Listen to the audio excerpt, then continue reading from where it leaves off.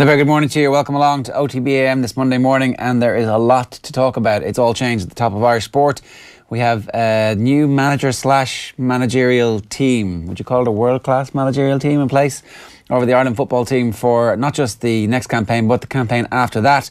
Stephen Kenny will face the media today, and then around about 9 o'clock this morning we expect the IRFU to issue a statement saying that the Joe Schmidt era will come to an end whenever Ireland go out of the next World Cup. Johnny Ward is here with us this morning to try and filter through some of this. Don't think you need me at all. There's so much going on. There's a lot going on. Mad stuff, isn't it? So you're obviously a League of Ireland.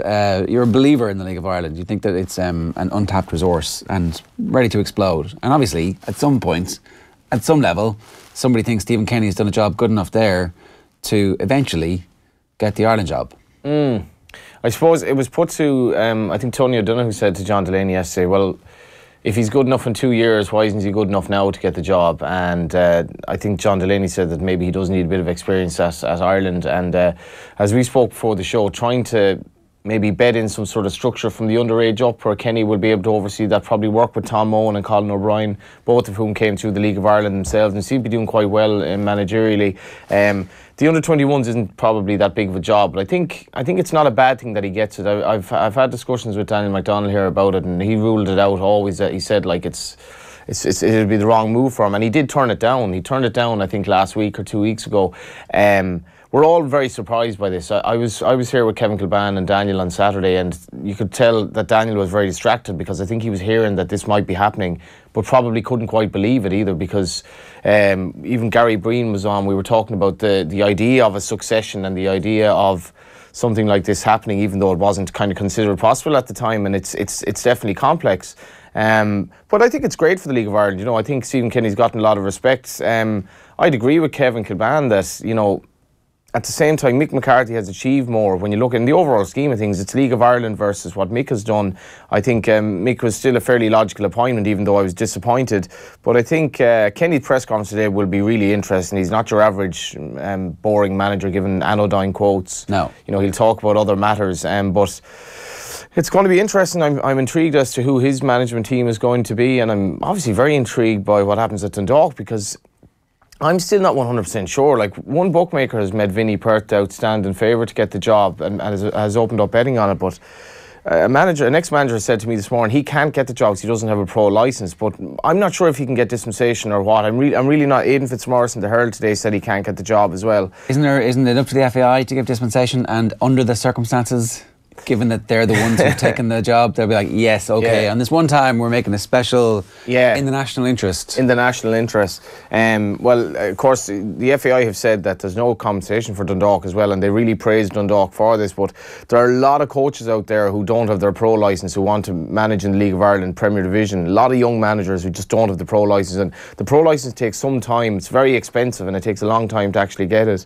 Some managers go up to Northern Ireland because they can get it a little bit quicker there, because there's such a backlog here. But if it's opened up a precedent, I'm not really sure. But I was actually at a wedding on Friday, and Vinnie Perth was at the wedding, and it was mad that I don't think they knew what was going on. Genuinely, the Dundalk guys at the wedding, but I got the impression that A, Vinnie would love the Dundalk job, and B, if he didn't get that, he certainly wouldn't turn down working with Ireland or working with Kenny again. Yeah. But he's hungry for, you know, Rory Higgins on that management team as well. Stephen O'Donnell later on, some very, very hungry guys to succeed as managers down the line. But this is huge for Dundalk, because as I said the other day, I really have no idea who they're going to appoint, especially if Vinnie's not eligible. To go back to your sense then, generally, you're in favour of what's happening, that the succession planning is in place, because there's like this weird reaction from a lot of people is like, well, what if Mick McCarthy wins the Euros? I'm like, well, let's just deal with that fantasy of us like doing really well or reaching the quarterfinals. I mean, well, happy days, well done, great stuff, but like, how is that a bad thing? I think Mick said that as well. I mean, he admitted he wanted another 2 years, but like, he spoke of, you know, maybe I should have left after 4 years the last time, and maybe the idea of freshening it up. You know, should Martin O'Neill have stayed on after the Euros? You know, I don't think the idea of succession is a bad thing. It's a very simple brief for Mick. Get us qualified in the 2 years you have. Where is Mick going as a manager now? I think this job is perfect for him. He's come back like years and years later. I think he was only 36 when he got the job initially, which seems very hard to believe. That's very, very young. But I think with Kenny's a really good guy. Kenny won't be encroaching on him. Kenny will have his own ideas. Kenny will be bringing the under-21s through, and we really need fresh talent. You know, we really need fresh players coming through. I know it's a bit bizarre, but I think it could work out fine. And we need, like, the under-21s have been really neglected as well. I do believe that, and you know, look, they've been irrelevant. I don't imagine that the job that he does with the under-21s is actually going to be the single most important thing that he achieves over the next 2 years. But actually, he wouldn't want to flop either. No, do you know what I mean? Well, I mean, if any of his players are any good, they're actually probably going to be hopefully in the senior squad. You would hope. So it's a hard. I mean, flop, sure. Don't lose every game 5-0. And I think they'll do well, to be honest. I think they will do well. But again, it'll be interesting for Kenny because he'll be dealing with, you know, young players, mainly players based in England, who probably aren't really that familiar with him. And as I said before, he's his own style. He's quite an enigmatic, character for all that he's a great guy. But he has, you know, he's come through difficult managerial kind of jobs that didn't work out for him, particularly Shamrock Rovers and Dundalk. He brought in all those players himself. So people will have to embrace his style, but he's very positive, and you know, the big thing about him is man management. Yeah, he's very, very good at man management. And is it the worst thing in the world that he's been given 2 years to work out what his managerial style at international level is going to be? I don't think it is, and people forget this is effectively a part-time job where you're only dealing with players every now and then, and it's completely different to.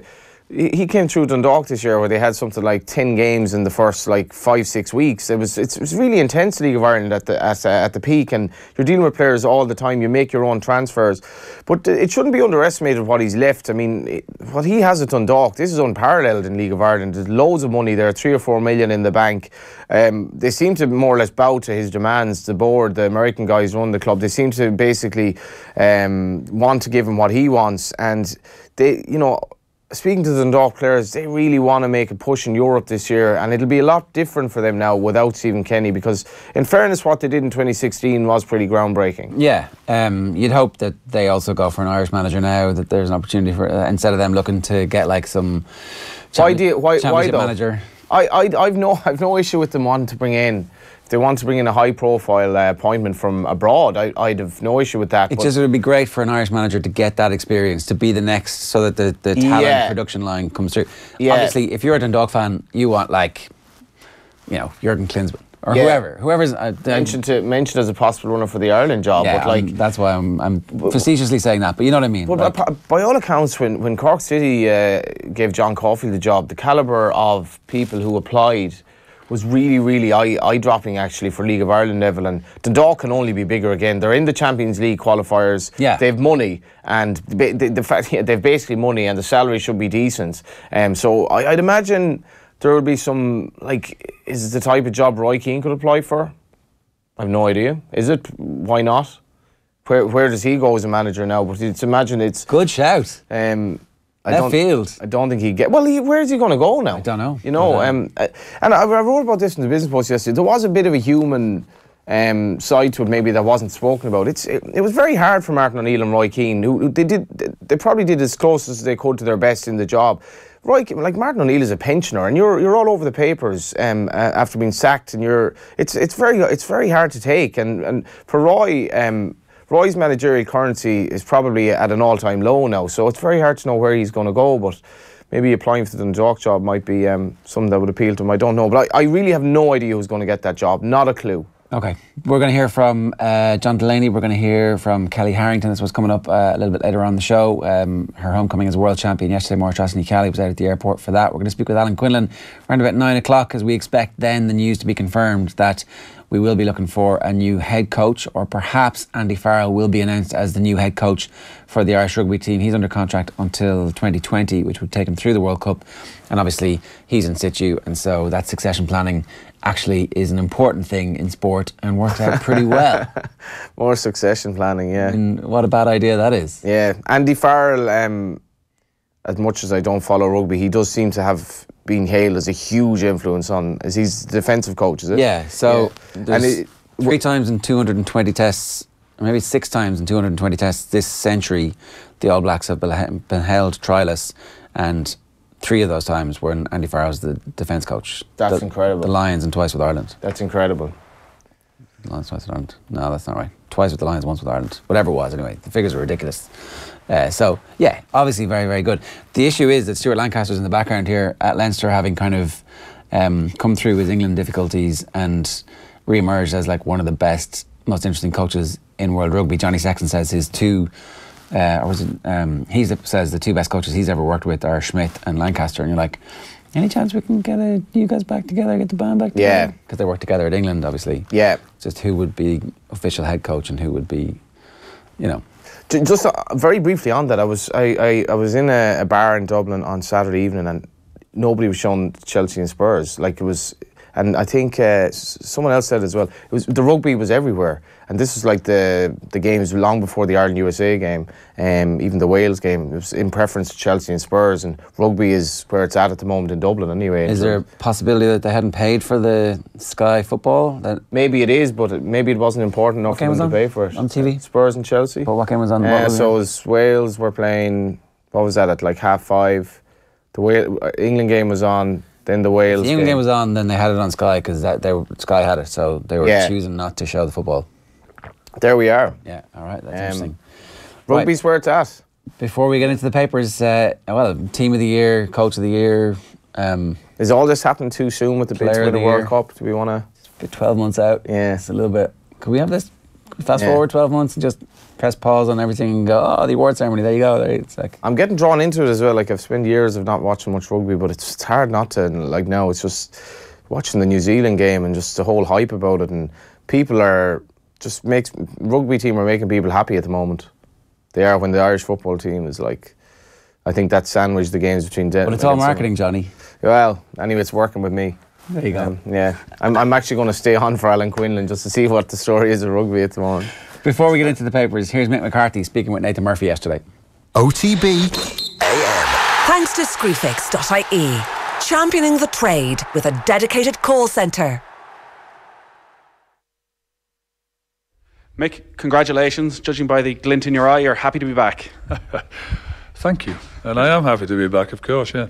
Yeah. It's been a whirlwind couple of days, I'd imagine. Can you talk us through them from your point of view and when you first realised that there was an opportunity to return?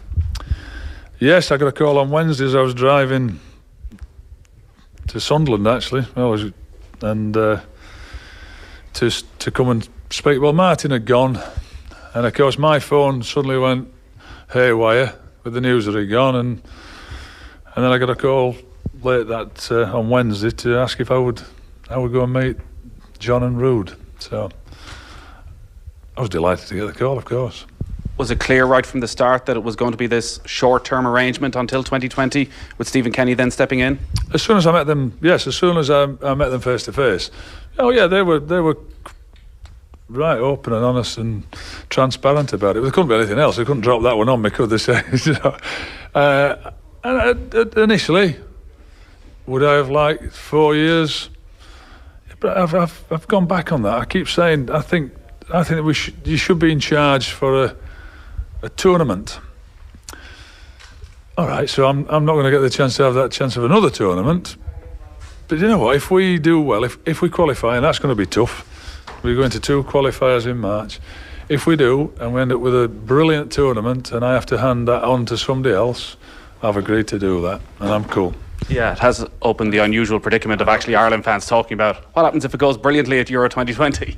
Well, I'm glad they're thinking that. Yeah, it'd be great. But if it doesn't, then there'll be people who'll be glad to see at the back of me anyway. So, and I said I think that I should have left in 2002. I had a great tournament, but I never thought of it at the time. And I've not just thought this now. I thought that after when I eventually left, I thought I should have gone, should have walked, and enjoyed the fact and left it. So whatever happens, that's just what I'll be doing. Have you met Stephen Kenny before? I think we have briefly, but I'm looking forward to meeting him tonight and seeing him. We're going to have a bit of dinner. His role is under-21 manager and in charge of all the underage teams, but part of this seems that he's going to learn the ropes somewhat of senior team management as well. Do you expect him to be in and around the camp quite a bit? That's difficult because I had it with Taff, Ian Evans, when he was the 21s manager. Their games are on a different day. They could be in different places.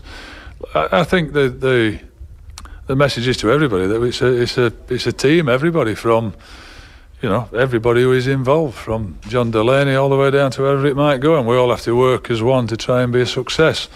And that's with Stephen, that's with Rude, that's with me, and everybody else. I'll be going to speak to scouts in England and anybody that can help us. Anybody can do a job for us and help us make us better. You've announced 2 of your backroom team today. Terry Connor's going to be your assistant and Robbie Keane coming in as well. Have you any other plans for coaching as to who you want involved?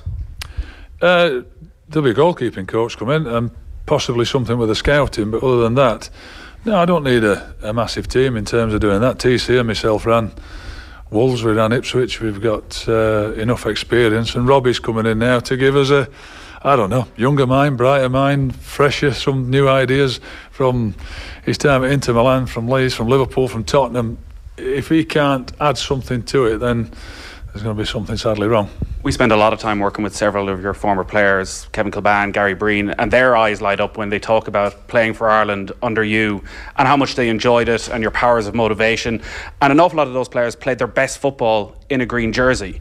When you look at this Irish team now and 12 players coming in the past year at a really difficult time, and you listen to some of Matt Doherty's comments about the training and the difference between club and country, I don't know if they have that same buzz, those younger players coming in. You are probably going to have, a week before your first match with them. How tough a task is that to get that pride, passion, love of playing for Ireland back, as well as getting the technical side of it as well?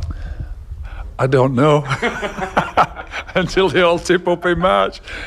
I've just been saying, I joined Ipswich on the 1st of November, and we had 7 points from 13 games. And I was there on the Wednesday, and all it was negativity. We sat watching games, we sat watching our games, watching opposition, and I didn't get one positive vibe from anybody until our goalkeeping coach, Malcolm Webster, said to me, "Hey, Gaffer, there's some good players here and there's some good lads here, and it's not all negative." And that's got to be the same thought process here. That let's try and get away from the negativity. Let's try and get the positivity back. You're not telling me that all those lads don't want to come here and play for Ireland. Of course they do. And it's when they're here, try and get that atmosphere going that I had with Jack, with Mick Byrne, that people had with me. And you said about Breeny and Kevin Kilbane, they're 2 great players for me. And I'm so happy and I'm proud of the fact that they enjoyed playing for me. So let's hope I can get that going again. Fingers crossed, wouldn't it be great? The landscape has changed as well in terms of those type of players who grew up very much in Irish communities in England. We've had constant eligibility rows over the last 3 or 4 years, from Jack Grealish through to Declan Rice. Michael Obafemi has now been sorted. What's your attitude towards that situation? Do you go chasing these young players who've been involved, who are undecided about where their allegiances lie? I think if the players qualify, then they're entitled to play. There'd have been a lot of excuse me. I remember joining. There's me and Jerry Payton and Chris Houghton and others that, Ray Houghton, Tony Cascarino, people that were born in England. Paul McGrath was born in England. I think David O'Leary was born in England, I believe, so I'm led to believe. But Irish parents came live back in Ireland.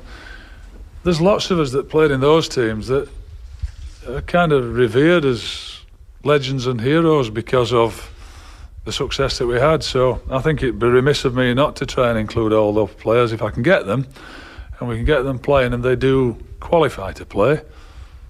Then that's first and foremost, and then they want to turn up and play in that green shirt and give everything that the Kevin Kilbanes, the Breenys, the Paul McGraths, David O'Leary's, Ray Houghton's, Andy Townsend's, that we gave all throughout that that period of time, which was a wonderful, wonderful period for Irish football. What's your plan with Declan Rice specifically?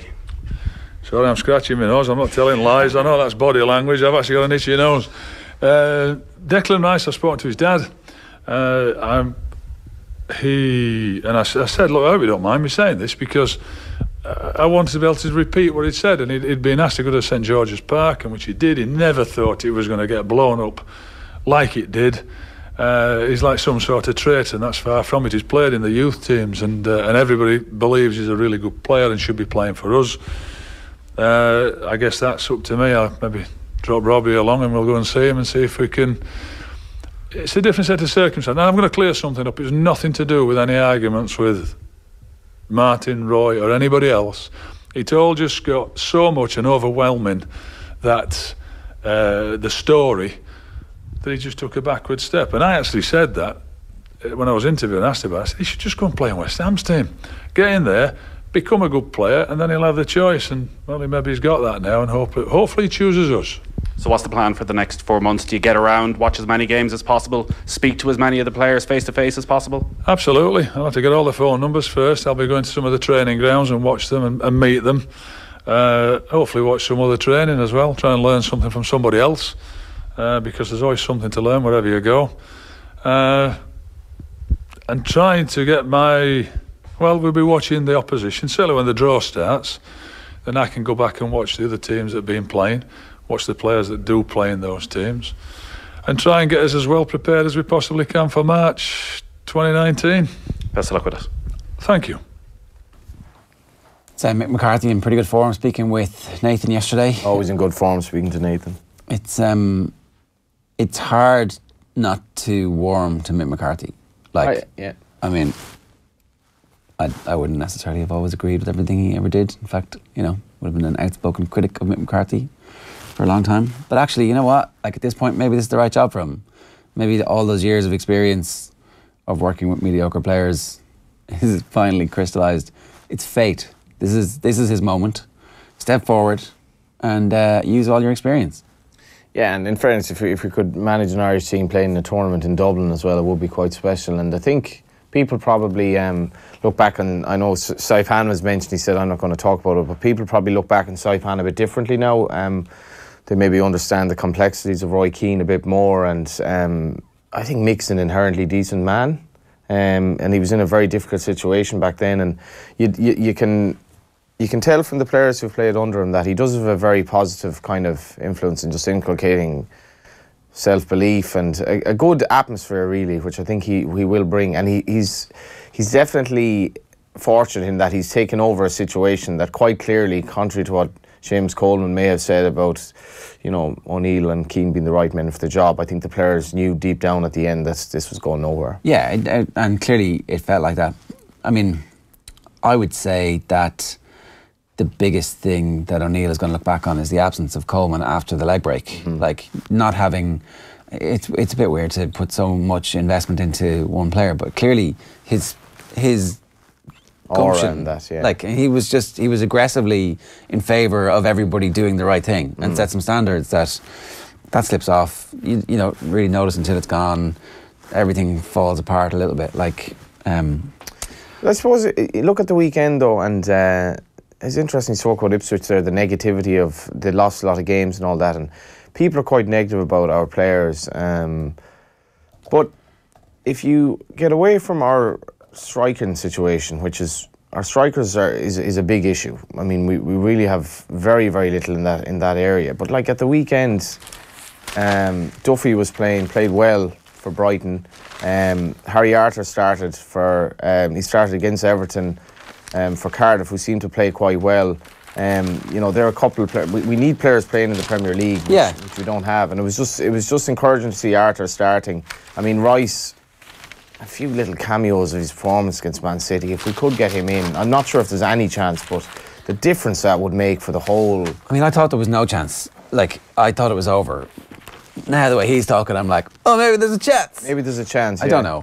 Maybe, but like... Is Robbie Keane going to be the man that convinces Declan Rice? Maybe he is. Yeah. Who knows? Go for broker, as the paper says today. But I would hope that... I would hope he's not dismissive of the League of Ireland. Like, I think in the League of Ireland sometimes we get a bit caught up with,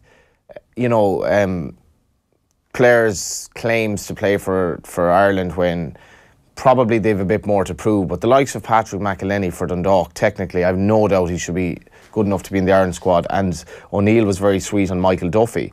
So I would hope that because of his own background, which has nothing to do with the League of Ireland, and when McCarthy was last in charge of the Irish team, the League of Ireland wouldn't have even been countenances. No. But I would hope he's open to looking at games here and saying, Patrick McElhinney for Dundalk, he looks good enough to get in, or you know, maybe somebody for Shamrock Rovers. You know, we've made a lot of progress in that regard, and I hope he doesn't kind of check that. All right, let's go through the newspapers here. We're going to start with the Irish Times. Their lead story is Johnny Sexton, top stellar year with World Player Award.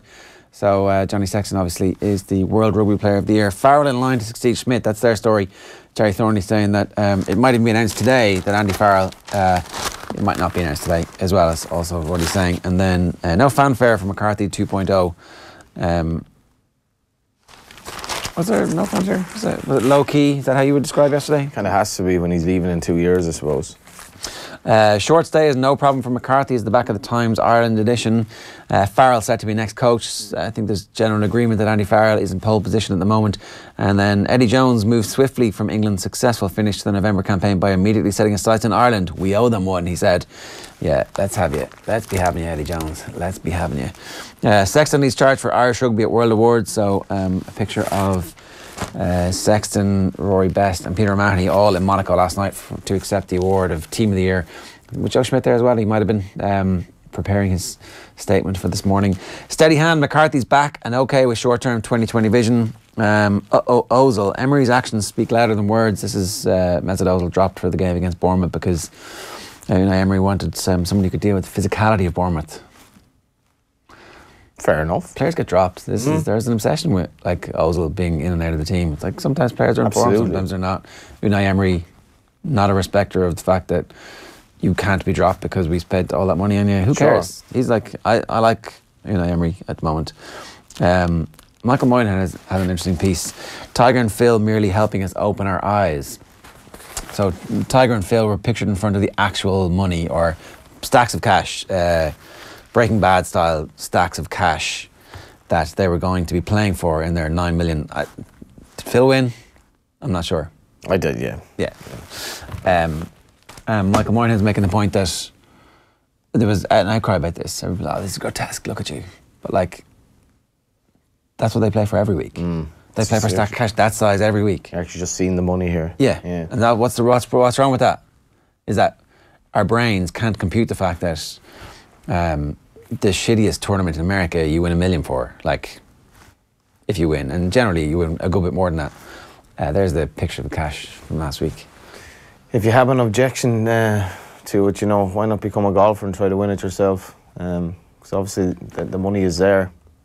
It's like, you know, I mean, however amount of money that is, that's like the annual salary of middle of the range Premier League footballer.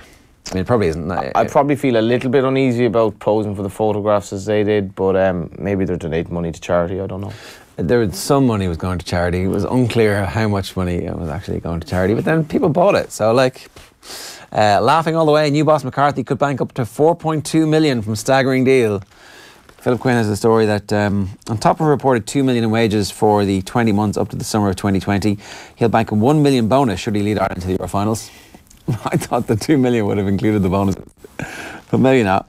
It's incredible money. Like, I think, in fairness to the FAI, it's hard to figure like 15 million if the difference in getting there and not getting there. So I don't think they'll really care about the 1 million. But as Daniel was saying on Saturday, just our salaries have been so bonkers with the international team that you can't exactly bring another lad in and give him half what his predecessor got. So you probably just go incremental decreases for the time being.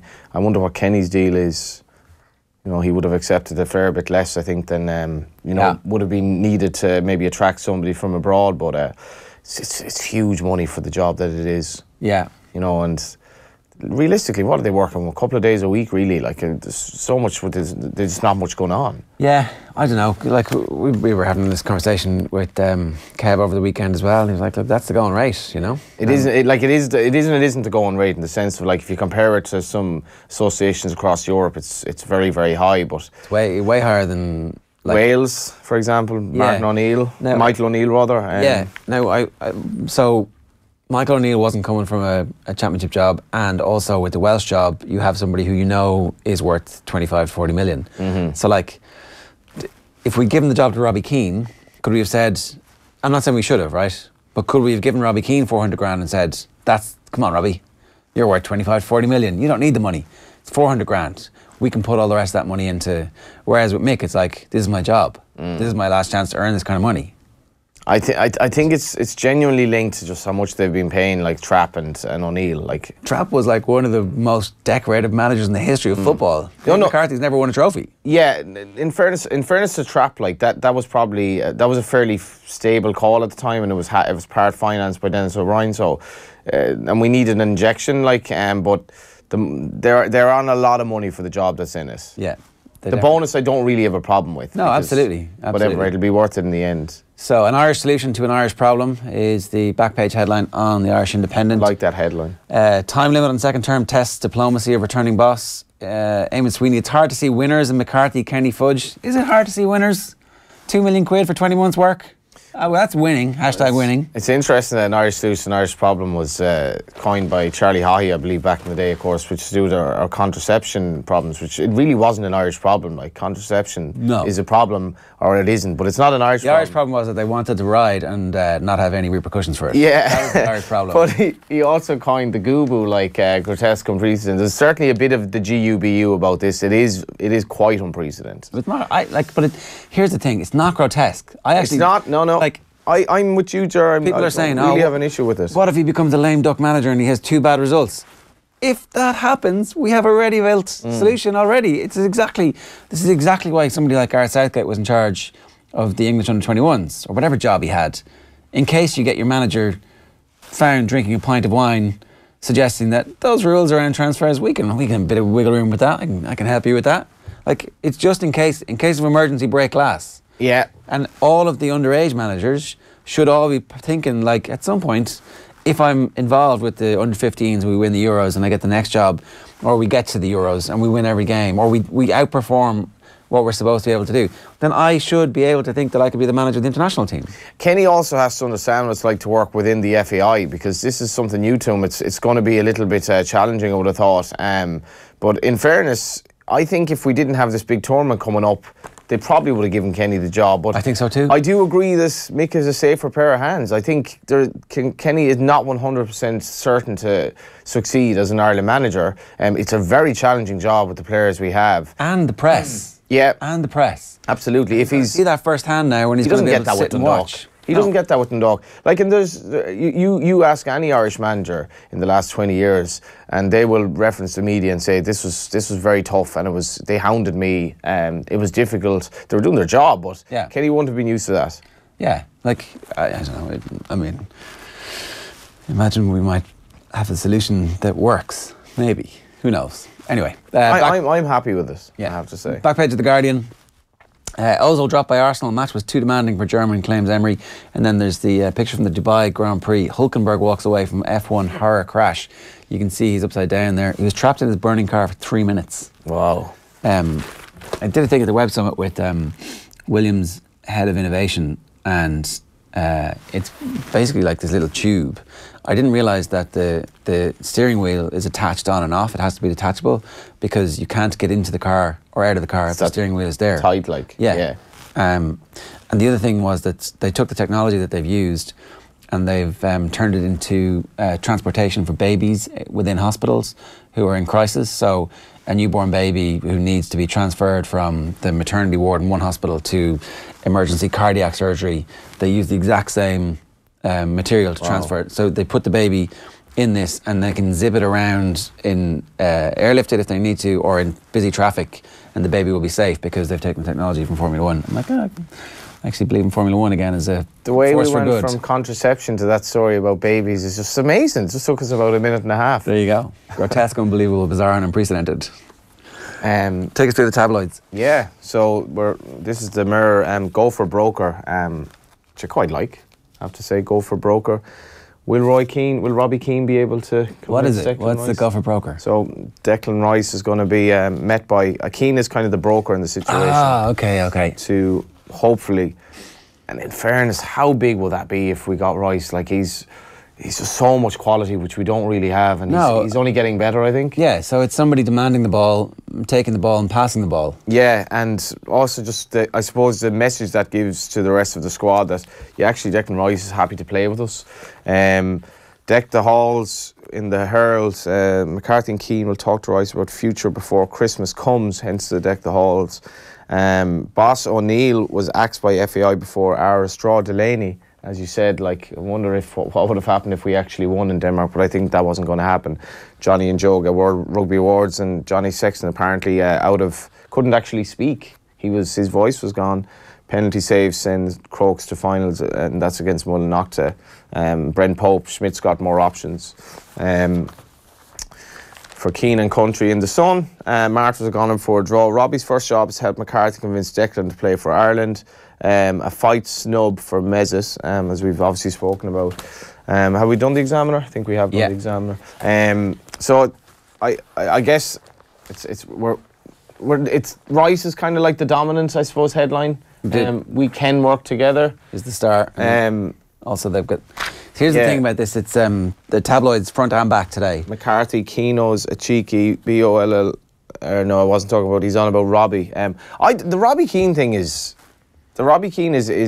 interesting because we're not sure what he's going to bring. You know, and it didn't seem Mick McCarthy was very sure what he's going to bring there. No, he just spoke about his time at Inter and at Spurs or whatever, and I was like, yeah, but like, what's that got to do with the price of milk? You know, Robbie never gave me the impression that he was a ready-made manager. Just from, he's not the most impressive speaker in the world, maybe. One counterpoint. Somebody has it today in Peter Crouch's book that when they were at Spurs together, Robbie Keane was always giving out to Harry Redknapp about the lack of shape that they were doing, and Harry Redknapp's response was, "What? I'm going to tell Gareth Bale where to run. Or I'm going to tell Luca who to pass the ball to." I mean, you just think about the quality of the team that they had, Bale and Luka Modric in the same team, and didn't actually... In fairness to Robbie as well, like he's made his intentions known for some time that he does want to get into coaching, and it's going to be interesting. He might kind of have proved me wrong on that, but you know, himself and Stephen Kenny, I think they're both from Tala direction, so it's definitely a proud couple of days for that part of the world. But what he'll bring... Terry Connor obviously is, I suppose, his trusted lieutenant. I think that's fairly set in stone, but can't be any worse than the system that Ireland had, in which obviously trainings were much maligned, really, and just their whole structure of not knowing the team before kick-off and stuff that just seemed to be anomalous in this day and age. I think Mick will bring a real structure to things, and people know their job. We won't be playing amazing football, but it won't be too bad either. Yeah, you know. I think like if they get a bit of luck with injuries, that the team is mediocre with potential as opposed to desperate as they have been for the last 12 months. So, well, look, let's wait and see exactly what happens. We're going to speak with Nathan Murphy in a couple of minutes, but obviously he was yesterday at the Aviva for the official unveiling of the new managerial team. Stephen Kenny will be unveiled today, and obviously we'll get more insight into his thinking and his reasons to take that, and we'll talk a bit more about what that relationship with the senior international manager might look like with Nathan in a few minutes. But first, here's his conversation with the FAI Chief Executive John Delaney. Well, John, it's been quite a 7 days for the FAI from this time last week preparing for the game against Denmark to announcing a new managerial team, not just for the next 2 years, but even beyond that this afternoon. Firstly, though, the decision to part company with Martin O'Neill. Why now? What happened that you felt now was the time that you had to make that choice? I think there was a couple of things. First of all, I want to pay tribute to Martin O'Neill and Roy Keane. I think it's really important that that's said, and the backroom staff with Steve Cuppy and Steve Walford and Seamus McDonough.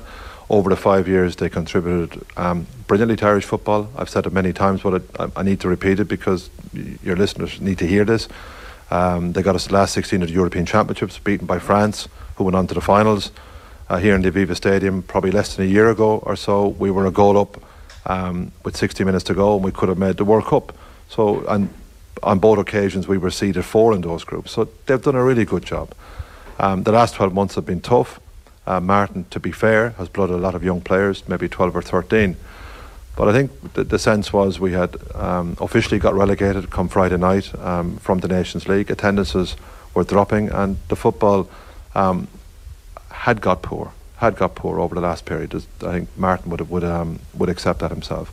So I sat down with Martin in London on Tuesday night with Michael Cody, our honorary secretary, spoke about it as openly as I'm speaking it to you, had a good conversation, and we all felt the best time now was to part ways in a way that was done professionally and with a handshake. Do you have any regrets about the contract that was offered and signed earlier in the year and the extra expense and almost the sense that it was a wasted year for Irish football? I don't think you can look at it at 12 months. I think, you know, you've got to look at, was that managerial appointment good for Irish football? And we've had success in our last 2 managerial appointments. Trapattoni and Tardelli were good appointments. We got qualified. Martin O'Neill, Roy Keane was a good appointment for Irish football. I think the last 12 months have been tough, but a lot of young players have been blooded, 12 or 13, and those young players being blooded will stand to Mick McCarthy and Stephen Kenny as they go on to manage Ireland. This new deal that's been announced today, it's quite unusual, it's quite unprecedented to not just announce one manager. Mick McCarthy's here till 2020, and then Stephen Kenny taking over with the under-21 job for these 2 years and then taking the senior role. How did that come together? Was it something that you had in your mind for quite a while, that when the opportunity came you'd go down this route, or did it all happen in the last 3 or 4 days? Well, the first thing is when people are in positions managing teams, it's not right to be having discussions after, while they're in those positions. So the association would have for quite a while felt, after Noel King had stepped down, that Stephen Kenny would have been our absolute choice for the 21s and managing the underage teams. Once the decision had been made that the Martin O'Neill and Roy and the backroom staff would come to the position with them, the candidate in our minds would have been Mick McCarthy to take on the project. But we felt, and Stephen felt, that the commitment to manage the senior team should also be given to him. So when we had the discussions, be it with Stephen Kenny during the week, be it with Mick McCarthy during the week, bringing Robbie Keane in during the week, everybody bought into the vision that the FAI wanted, which was, and is quite simply, that Mick McCarthy will manage the senior team as of now, get us to the Euros for 2020. Stephen Kenny will take over the national team after 2020 to get us to the World Cup. Is that absolutely watertight, that Stephen Kenny will be the manager in 2020? Absolutely. You've heard that from Mick McCarthy today, you'll hear that from Stephen Kenny tomorrow, and you've heard that from me today. But in between, Stephen Kenny has a lot of work to do. He's not got the inconsiderable task of managing our under-21s teams and managing our underage teams, and also, which he's passionate about, getting around Europe, seeing international football, talking to managers, learning from Mick McCarthy about his experiences over the next 2 years about managing international football, which is different to club football, given the shortage of time that you have with players. When you manage at club level, we've said it a million times today, you get the players every day, you can work with them every day. In international football, it's different. Martin O'Neill would have made that clear as well when he came in. Mick McCarthy is only 59. I'm sure he still sees many years in front of him as a manager. Was he aware all the way through that this was going to be a short-term project for him? Well, you have to meet Mick McCarthy first and tell him what our vision is, and he did. We bought into that. I think it was, you nearly, with the way you've just said, it's less than a week since we played Denmark, but I think it was Thursday, Friday. I think Friday off that would have sat with Mick, sat down with him, explained it to him, and he said, "Listen, I'm fine with that. I'm good with that." He said, "I want to come back and manage Ireland. I want to get you to a major tournament." I would think somewhere along the way he got to a World Cup, but he wants to get to a Euros as well.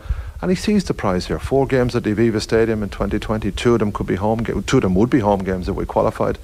And I think after the dust settles tomorrow, because it's a big press conference that Stephen will do and he'll outline his vision as well, all eyes will be to the draw and who we get and the qualifying matches through 2019. It was initially said that maybe Stephen Kenny had turned down the under-21 job. It sounds as though he drove a pretty hard bargain in the end, that he ended up in this position that he will be manager in 2 years. I wouldn't say anybody drove a hard bargain. I think you've got to set out what do you want? What does the board of the FAI want? What does Ruud Doctor want? What did we want? And having discussed it with Mick and having discussed it with Stephen, that vision is now the vision we've outlined today, and I think it's a great vision for Irish football. I think people will say, well, okay, that makes a lot of sense. Let Mick come in, do his stuff, get us qualified. He's proved that he can get us qualified in the past. He's proved that he can work with championship players. He proves that he can get the best out of players. That Mick McCarthy just really is a great example of that. Stephen Kenny is a young, outstanding manager, and he's proved that at League of Ireland level absolutely brilliantly, and he's proved it in European club competition. He's now got the real opportunity to come in and work with the association, with the under-21s and underage level, learn more about international football, and then his job in 2020, which is a long way away, but he'll get it, is to take us to Qatar in 2022. The under-21 job and the games often run simultaneously with the senior role, so he'll have to put his focus there. But is part of his job and Mick McCarthy's to show Stephen Kenny the ropes over the next couple of years? Do you expect him to spend a lot of time with the senior team? I would expect Ruud Doctor, our high performance director, Mick McCarthy, Stephen Kenny, and all our underage managers, be it Tom Mohan and Conor O'Brien, to spend a lot of time together. Now, to be fair, that had been happening in the last 12 months. Martin had been meeting with the underage managers, but this is going to take it to another level, to another step, because Stephen has actually taken the 21s and the underage managers. So there'll be many, many meetings, comparison of players, reports on scouting, style of play, and I think that can only be positive for our game. Okay, so John Delaney in conversation with Nathan Murphy yesterday at the Aviva. Nathan is on the line this morning. Good morning to you, Nathan. Oh, you lads. A mixed response, it's fair to say, across the newspapers and the columnists this morning, and from everybody who's watching it. Outright optimism from some quarters, fairly hard-bitten cynicism in other quarters. What was the actual general sense yesterday as this began to unfold? Because I think as they began to talk, it became relatively clear what the new roles were going to be and how everybody was going to interact. Well, I think that was the main takeaway from yesterday, that they pretty much cleared up any ambiguity about what was going to happen, because the cynicism and the confusion that was there on Saturday night when reports started coming out of this pretty much unprecedented deal, and that Mick McCarthy was in the dark on it, and then half an hour later he's suddenly very aware of it. You wonder what's going through Mick McCarthy's head. If he thought, like every managerial job, I go in, I do a good job and I stay on until it goes horribly wrong, whereas this is just 2 years regardless. They cleared that up yesterday. I asked John Delaney there. He says it is watertight. No matter what happens, come 2020, Stephen Kenny is going to be manager of the Republic of Ireland side. So I think everybody's quite cautious in this, because it's football, it's Irish football. 1,000,001 things can happen over the next 2 years. There's any amount of potential stumbling blocks. There's the obvious ones that people talk about. But again, think of all the things that have happened off the pitch in Irish football over the past year. All these little things can crop up and can raise questions about Mick McCarthy during his 2 years and about Stephen Kenny's suitability over the next 2 years. And we'll hear from Stephen Kenny today. And that's going to be important, I think, because what does Stephen Kenny do for the next 2 years? Do you just keep your head down and keep as quiet as possible and make sure nothing goes wrong that puts you in a position where people are questioning whether you should be Ireland manager? Because his stock is so high now. I'm just wondering what he can do over the next 2 years to increase his reputation outside of the FAI, maybe inside the FAI, and that's what it's all about, is convincing the board and convincing John Delaney and proving that you deserve this opportunity. But outside of that, I don't think there's anything he can do with the under-21s that make him more suitable for this role than he is right now, because the Irish under-21s isn't the same as the England under-21s. And all right, the Irish under-21s has been a mess for well over a decade at this stage, but you can't set out to qualify because you don't have your best players. If you do get a brilliant crop, the best of them skip the group. So it's very hard to do any sort of long-term planning. So I just wonder where Stephen Kenny goes over these 2 years. Do you literally just put the head down and say nothing and wait your turn? I think though, I think the under-21s shouldn't be underestimated as much as people are, because we've a fairly fluid kind of bunch of players here, where I don't think many players are guaranteed a place in this Irish team. We're just not good enough. Like, say for example, the likes of Ryan Manning, who was playing in at championship level, who was playing for the under-21s, but is a player that certainly could progress, and we could have players that just surprise you. I think Kenny taking over the under-21s now, Nathan, there's going to be a lot of interest in these under-21s that certainly wasn't there before. I mean, we lose 6-0 to Germany, and apparently the players are kind of not particularly well coached, and the Germans go into the game and nobody cares, because as the under-21s, we've never qualified for anything. But now, because we're looking at the successor here, we're looking at the heir apparent, I think there will be a lot more scrutiny and a lot more people even going to watch the Ireland under-21s play. And I think Kenny will have an open mind in terms of players that he brings into the under-21s who he thinks actually could be latent progress be made with them onto the senior team. And I wouldn't underestimate the importance of how he gets on with the under-21s. Notwithstanding, it's nothing to do with the senior team in the next 2 years, but it's like, I want to see what the under-21s are doing now, and I will take a very special interest in them under Kenny. I agree with you that there will definitely be far more scrutiny of the under-21s. I just don't know if it's going to be fair scrutiny at times. Ideally, what you do see is Stephen Kenny fostering a culture in these young players of a style of play, of the sort of freedom he always talks about that he wants Irish footballers to play with, to show their technical capabilities, and he gets that into their heads when they are 18, 19. And remember, if this goes well for Stephen Kenny, he could be there in 6 years' time, where these 18-year-olds will be 24 and very much a part of his senior team. So you want to foster that. I just think if people are going along to games and suddenly expecting results, that there's no guarantee, even if he's doing a good job, if his best players are taken away from him at under-21 level, or if the players simply aren't there.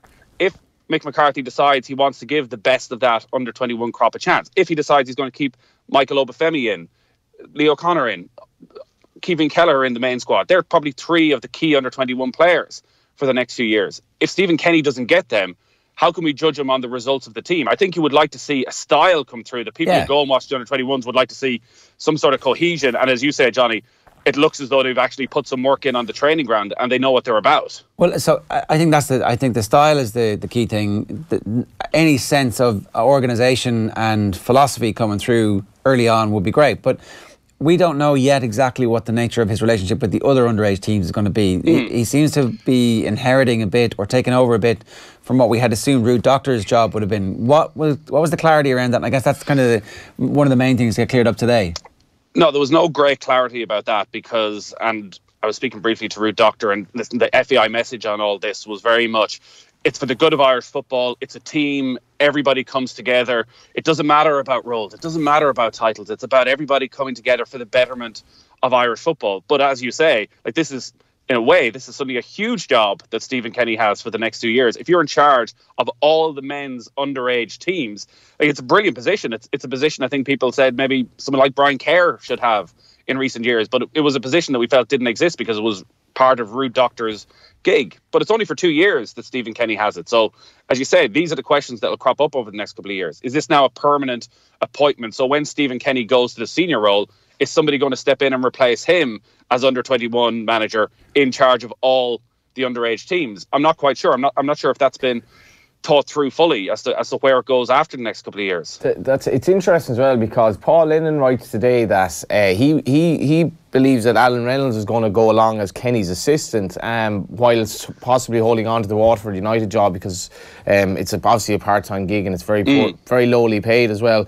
But it will be interesting to see how Kenny works with Colin O'Brien and Tom Mohan because from my little knowledge of the other two guys, I think they will have a very good relationship and I think they will have the same goal in mind to the betterment of the senior team down the line, and they've all a similar enough kind of League of Ireland background, and Mohan and O'Brien seem to be doing good jobs, and I do think Kenny, I think the three of them in particular will work closely together.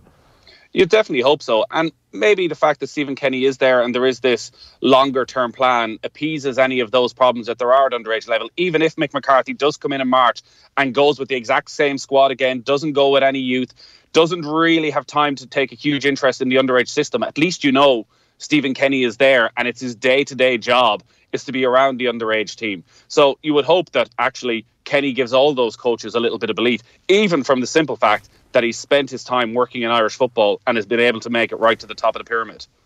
Yeah, I think that's kind of one of the key things that can't be...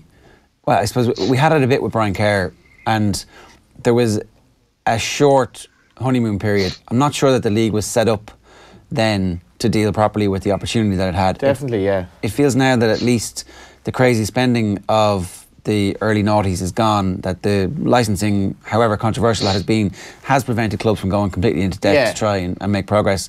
And so now, if you are a young manager, you can look at the League of Ireland as a career path. It's a huge victory for the League of Ireland, what's happened here, you know, and there was general disappointment. We had the bizarre situation of Patrick's Athletic and Derry obviously officially endorsing Kenny for the job. No, I'm not going to get into that. But go on quickly, because people think that's BS, that they shouldn't have done that. I don't know what the motivations were. I think it was very strange, to be honest. I mean, it certainly would, in theory, suit St Patrick's and Derry if Stephen Kenny were not managing Dundalk. Is it not reminiscent of the scenes outside Leinster House when all of Offaly stormed it the day that Brian Cowan was made Taoiseach? Is that not exactly what it is? It's our community gets to be the leader for a change. Possibly. I don't think it was a particularly wise thing to do. Everybody criticised that at the time, going, look at these. Look, whatever I understand it though, right? I don't think there were. I don't think I'd say it wasn't an underhand thing what was going on. I just don't think it was a particularly wise thing to do, because Dundalk wake up this morning and they have lost their leader. Whatever Dundalk's odds were to win the league next season, they've changed now and they've definitely gone bigger, because we don't know who's going to manage them. But for the League of Ireland, for Stephen Kenny to go from... The League of Ireland was a laughingstock for much of my lifestyle, for much of my lifetime, and still for much of my lifetime. But it's come to a position where, possibly partly because our international team has regressed as well, and a lot of League of Ireland players maybe who wouldn't have had the opportunity are now getting a chance, or ex-League of Ireland players. For Kenny to go from Dundalk almost straight into the Irish international job is huge for the League of Ireland, and from next year on, when we've under 13s, under 15s, under 17s and under 19s at national level, Stephen Kenny will not be neglecting that either. He will be looking at all of that and saying, how does this work towards the betterment of the international team? And it's a very proud day for the League of Ireland, because Alan Reynolds now, who's the Waterford United manager, can say, well, hang on a sec, like, I'm going from Waterford United to now being assistant potentially to Stephen Kenny at the under-21s. I wonder, have I a chance now of being his assistant maybe for the Ireland team in 2 years, 3 years' time? So I think for the League of Ireland, this is huge, and I think that's probably what St Patrick's and Derry were getting at, despite the bizarre nature of the public. Well, Stephen Hunt said it set the league back years. I don't agree with that. No. Stephen was just, he was way over the top there. Like, and in fairness, like, I've gone to games with Stephen. He's not anti-League of Ireland or anything like that. He just probably thought it was a bit bizarre, but I just think the clubs could have maybe been a little bit wiser and just kept their counsel to themselves. What did you make of that, Nathan? Because it was an interesting little subplot to the whole thing. Yeah, I didn't think it was that big a story. I thought it was a little bit bizarre, all right, seeing St Patrick's Athletic coming out saying that, yes, you should take the manager of the #1 team in the country. But, listen, it does show that I think everybody in the League of Ireland is behind. And I think that was one of the major, probably, concerns I had with rushing into Mick McCarthy, was that it's not a very tangible thing. But I do think this filters down all the way through Irish football, that people believe that, like, it's not a real thing, but that they have some sort of influence. That everybody knows Stephen Kenny. Stephen Kenny's been around the block for so long. They have a strong personal connection with him. And that filters down to the actual grassroots, that they feel as though somebody within their sphere has made it to the very top. And they have that connection.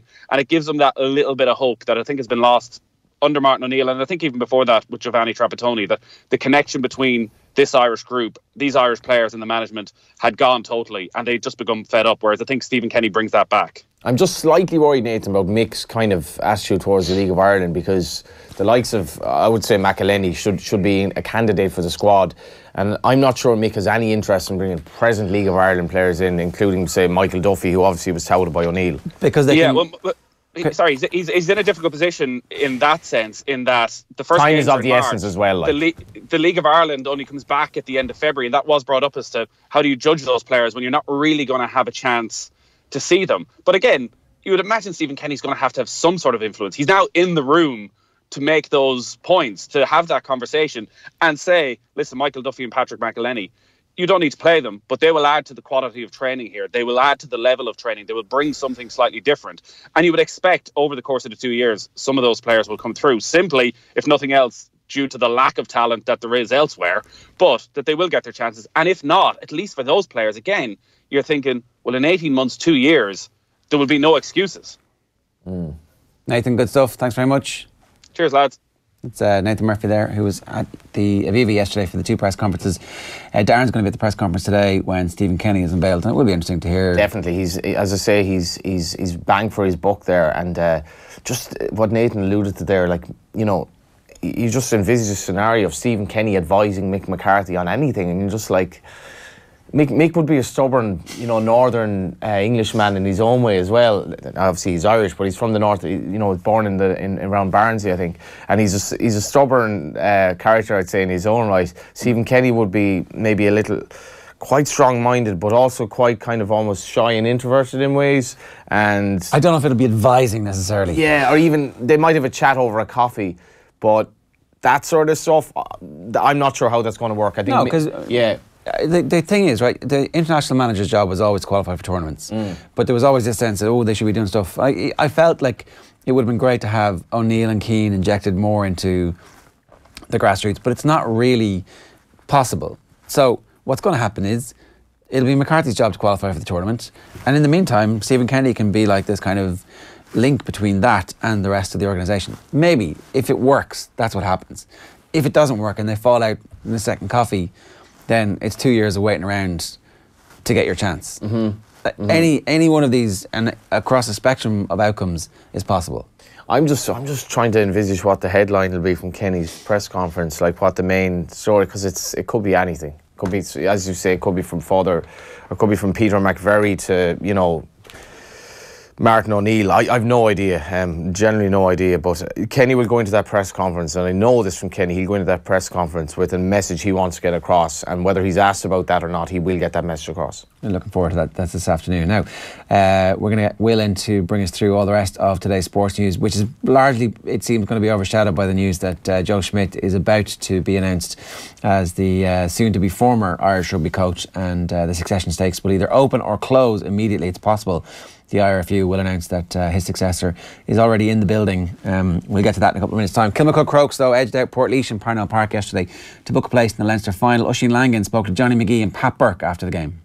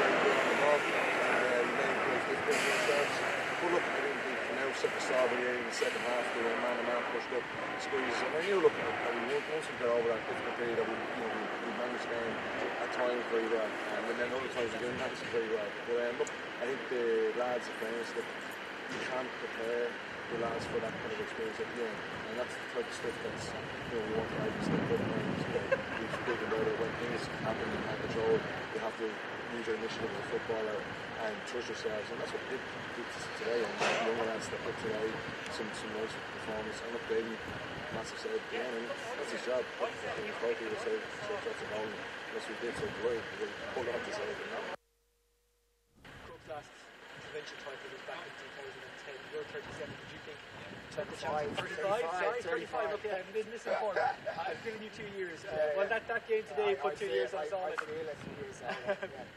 you think that it was gone? You were never going to get back to the pitch? Probably on a personal level, yeah. I always confident that I went back to this the last country. They've been trying to time me for a couple of years, so I wasn't confident to get back myself. Just absolutely delighted. But you know, there's like there'll be an awful lot of young lads on the team. They should be aspiring to get to Leinster finals every couple of years, and that's the aspiration. I won't be there for it, but yeah, we'll get the nice thing.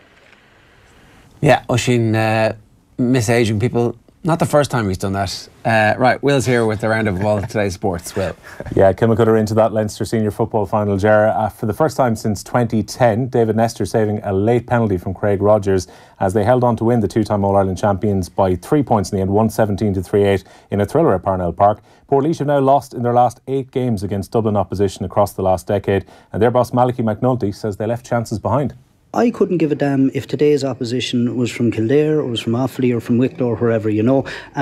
When it comes down to it, I honestly believe we had the beatings of that team today had we have converted a couple of our scores. Look at it, 2 45s in the first half, not converted. 2 frees, not converted. 1 penalty, not converted. You do the addition there and we run out comfortable victors. Now look, that's sport, you know, you can look back and the hindsight's a great thing. And you look at some lads that were just misfiring. Bruno had 2 or 3 chances in the first half. He'd put over with his eyes closed normally, but just didn't hit them with the same venom today. So look, missed opportunities. It's a game and a day of missed opportunities. Crokes' opponents in the decider will be St Columba's Mullinalaghta, the first Longford team ever to qualify for the Leinster final. They won 2-15 to 3 points against Aerogue of Carlow at Pearse Park. The winners of that Leinster final, they'll play the reigning All-Ireland champions Corofin in the semi-finals in the new year. All-star Ian Burke scored a goal after being sprung from the bench in the second half as the Galway Kingpins came from behind to see off Ballintubber by 2-10 to 1-9 in the Connacht final. Burke was named man of the match afterwards as well, and he revealed to TG Cahir that he was suffering with flu ahead of the game. There's a lot of home truth spoke at half time just about our style of play and what we were doing, and fair play to the lads came out in the second half and gave a massive performance, and look, we're looking to come out with the win against a good Ballintubber team, you know. You came on at half time, scored a goal and a point, and I believe battling the flu. And were you playing with a broken rib? Yeah, I know my ribs are kind of fine, but I touched the flu this morning. I was touch and go, I didn't even come, and then Mam gave me something, I was fine, so I was happy enough just to be able to play for a few minutes, and thank God we got the win. Do you feel that you're getting back after, say, the Clonenwale performance the last day, maybe the second half today, you're getting back to the form you'll need to make a sustained campaign again for this particular? Yeah, like we find just every game is kind of different, Joe. It's hard, you know, sometimes teams set up defensively, it's tough to break it down. It means that the game isn't as free-flowing as you'd like, but look, it's just our team is just, you know, just about getting results, and we're happy enough to grind out results or else play, you know, the man-to-man stuff if you want. It's, you know, we're just happy to get results. Home remedy there for Ian Burke. Kerry's Dr. Crokes are the Munster Club football champions for the 8th time. Tony Brosnan sent over 7 points in a 121-29 victory over Clare's Milltown Malbay in Limerick. The Killarney club killed the game early on, registering 1-6 without reply in the first 15 minutes. Johnny Sexton, meanwhile, he's been crowned the World Rugby Player of the Year after a night of sweeping success for Ireland in Monaco. Leinster captain Sexton has become the first Northern Hemisphere player to win World Rugby's top prize since Francis Heary Dussador back in 2011. The 33-year-old is just the second Irishman to land the gong, following in the footsteps of former Ireland hooker Keith Wood back in 2001. Joe Schmidt scooped the Coach of the Year award with Ireland named Team of the Year in a triple victory for the Six Nations Grand Slam winners. Schmidt dropped a heavy hint on Saturday night that he'll be departing his role after next year's World Cup to return to New Zealand. Not any clearer, just incredibly lucky to have the RFU with the patience they have. I committed to a certain time frame with them, and I've stuck to that. I've given them an indication, and I just need to talk to people tomorrow and early next week. It'll be made public. So that's probably all I've got to say on it, because it's, to be honest, it might be frustrating for you guys, but it's really wrecking my head. So I just want it to be one or the other, really. So the RFU know it's just a case of having to talk to others? A little bit, yeah. And they've said, look, don't be rash. If you change your mind, we'd love to continue that conversation. Or if you change your mind, we don't need to have a conversation. Or if we just continue as we are, that's great. So they've set out about 5 different scenarios, just in case we could sort something out, without too much drama. Yeah, the RFU are set to make that announcement later today as well. The RFU channeling their inner ABBA there. The bit where he's like, if you change your mind, okay, so you let that slip a bit. I mean, I wouldn't mind playing poker with Joe Schmidt. Conor Murray back in the field yesterday as well for the first time since July. The Irish international scrum half played 30 minutes off the bench in Munster's win 32-7 against the Italian side Zebre. Centre Chris Farrell also made his return from injury there as well. The bonus point win took the Munster up to 2nd place in Conference A, Connacht the 3rd after beating the Southern Kings 31-14 in South Africa. Huddersfield off the bottom of the Premier League after picking up their 2nd win of the season yesterday. Aaron Moy scored twice as the Yorkshire club beat Wolves 2-0 at Molineux. That result moves Huddersfield up to 14th. Arsenal closed to within a point of the Champions League places after beating Bournemouth 2-1. Unai Emery says he left Mesut Ozil out of that win because he needed physical and intense players. Ozil wasn't even asked to warm up during the game by the coaching staff. Tonight we can be better in the matches today, with very demanding matches, with physically also in the intensity for them against us, and we decided.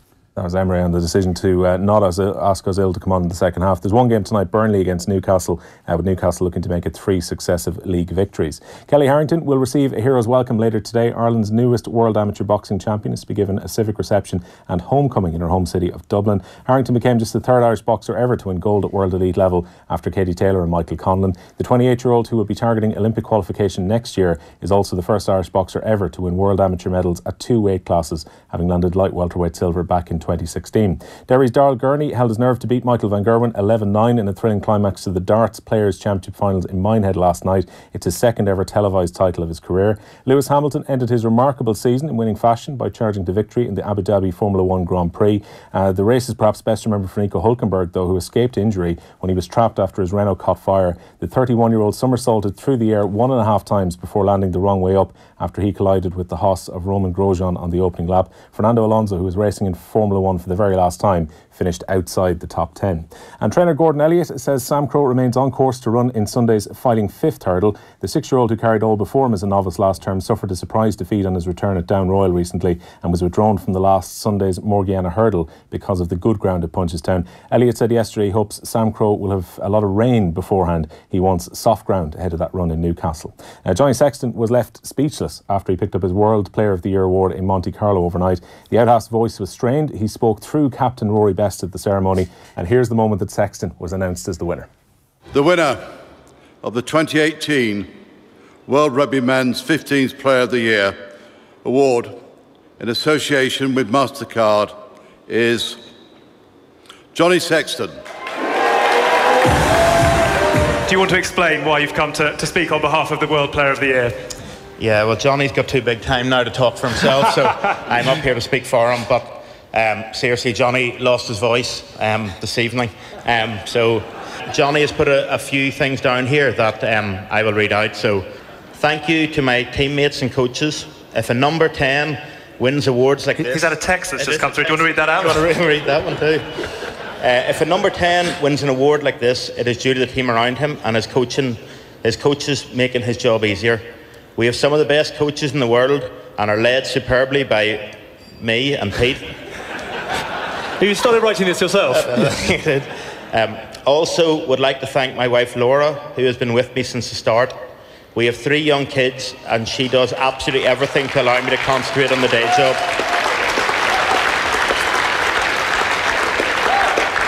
I wouldn't have been able to have the season I had without her. Thank you so much. It is an incredible honour. I look at the other nominees and admire all of them. Any of them would have been a worthy winner. Beautifully put. Ladies and gentlemen, for the first time ever, a speechless Johnny Sexton for the World Rugby Player of the Year in association with MasterCard. Thoroughly deserved. Cheers.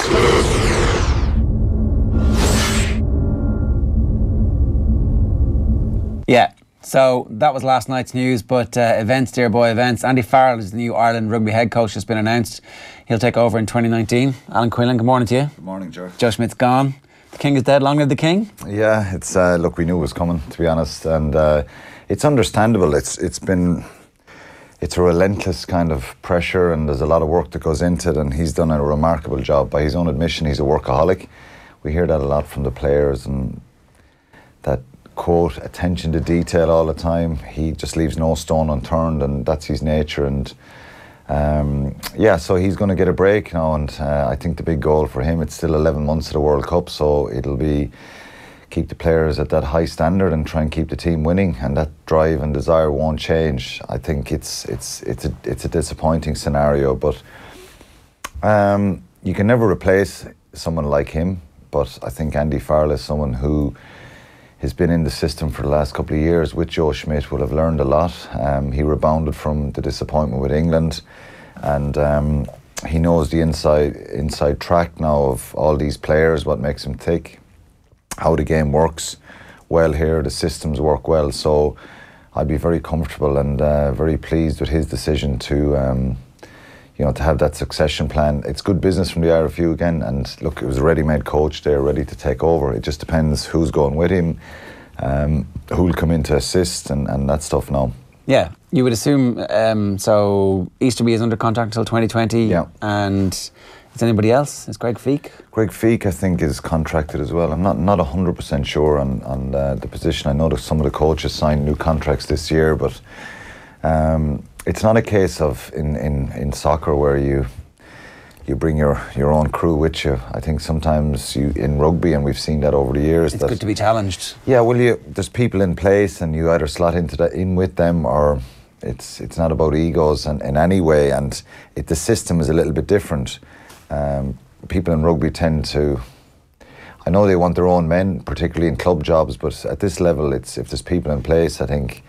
And there'll have to be an addition, I think, whether that be a Stuart Lancaster or Ronan O'Gara or somebody else. Moving to Japan. Sorry, he's moving to Japan. Yeah, I forgot about that. That was announced. So they look for a new scrum coach as well. And, but yeah, I think the main job is make sure you have the main man and you can kind of build around him. There's a lot of good young Irish coaches as well. So I'd love to see O'Gara getting back involved, but maybe he'll want a head coach job, and he certainly will want to work with people who are very ambitious. And I know Andy Farrell is very, very driven, and he inspires the players, and our defence at times has been leaky on occasions. The question is now, will he still do defence? Will he have a hands-on role, or will he kind of build a group around him as well?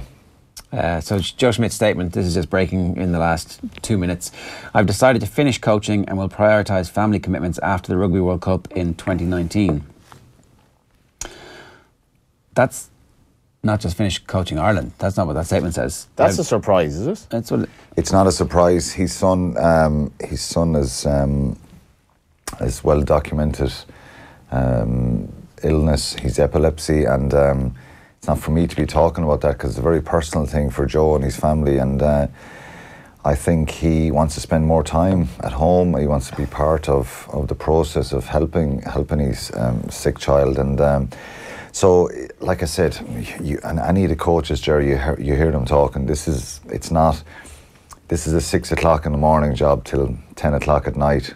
It's just a reality of modern day coaching in rugby. Yeah. For the club guys. Now the international stuff is a little bit different, and I think when he moved from Leinster, that probably would have given him a little bit more time. But there's still a lot of stuff in between the windows of the international stuff. That you go to watch matches, you're still analysing a lot of the international players in the provinces and sending them information. That's what Joe has been doing. Yeah, I mean, something like the Lions job would be perfect for Joe Schmidt, like where you can. Yeah, I think. Look, he can pick and choose. That's not for 2 years. Even he can pick and choose now. I think he's going to be in high demand. I've decided to finish coaching. Will prioritise family commitments after the Rugby World Cup in 2019. I feel that Irish rugby is in good hands. The management and players have been incredible to work with, and the tremendous support we've had, particularly at home in the Aviva, but wherever we have travelled, has been uplifting. Thank you to the RFU for their support and patience, and thanks also to so many people who have adopted my family and me, making us feel part of the community here in Ireland. There are some inspiring challenges left over the next 11 months, so there's plenty of motivation for me to continue working hard alongside the other management staff so that the team can be as competitive as possible. So, and then they go on to talk about his records. He's used 99 players, capped 54 new internationals over the 62 games with a 74% win ratio. Their highest world ranking, the most successful period in the national team's history, 3 Six Nations titles, including a Grand Slam, a first win on South African soil, a first win over New Zealand, and a series win in Australia. Named Rugby World Coach of the Year in 2018, and we were named Team of the Year. So Philip Brown says, I'd like to thank Joe and his family on behalf of the IRFU Union Committee and all of the staff of Irish Rugby and every rugby supporter for everything he's done for the game in Ireland. He's travelled to clubs throughout the country, assisted with our sponsor programme, and attended a huge number of charity events, helping to raise vital funding for those who need it most. That's unbelievably true. You hear, like, just this kind of whispered awe of people who work in the charity sector about how often Joe Schmidt will show up, and frequently he'll be double booked for things. So he'll do like an afternoon, the pre-lunch, and then he'll travel somewhere and do the evening or the after lunch thing, and always seems to be in pretty good form for it. So like a lot of that stuff, you know, people talk about it and it's not really that big a deal, but actually he's been very committed to that and getting around right around the country. Like you know, random rugby club has Joe Schmidt giving out medals and won't be having to pay him the way that you would have to pay other people. It's phenomenal. The amount of events, clubs, charity stuff he does is remarkable, and you don't hear about it, but you know, I think he's really. I always felt chatting to him that he felt he had an onus on him to do that stuff, and on occasions I've even said, like, you know, you're doing too much. Because I've done a few events with him, and I've been at lots of events, and I've been in that situation where he's been at one lunch and the window's only been like 45 minutes to chat to Joe or interview him, and because he's going to another lunch in somewhere else across town, and then he's going to an awards dinner in Wexford or Cork that night or up north or something. So he gave his time very, very generously to a lot of communities and a lot of clubs, and I think if you went out and asked people to come in and tell you stories about where he's been and where they've met him, you'd be amazed at the amount of stuff he's done. So he's been phenomenal really for Irish sport in general, rugby. Stephen Kenny does something similar to 2 years' time as well, that he embraces that. You have to meet the people as well, you know, and I think Joe has so much class as well when you meet him. It's just like he just strikes you as a guy that has something about him, like, you know. But the principles, I think, of coaching and structures and all that kind of stuff, everybody could learn from this guy. Do you know what I mean? Of how, you know, he's learned himself along the way, how to, you know, make sure no stone is unturned. Now the systems here are very good in the rugby, you know, and the structures, but he always deflects attention away from himself. Yeah, he doesn't take the credit, but he is relentless in that camp, and you know, guys will tell you as well.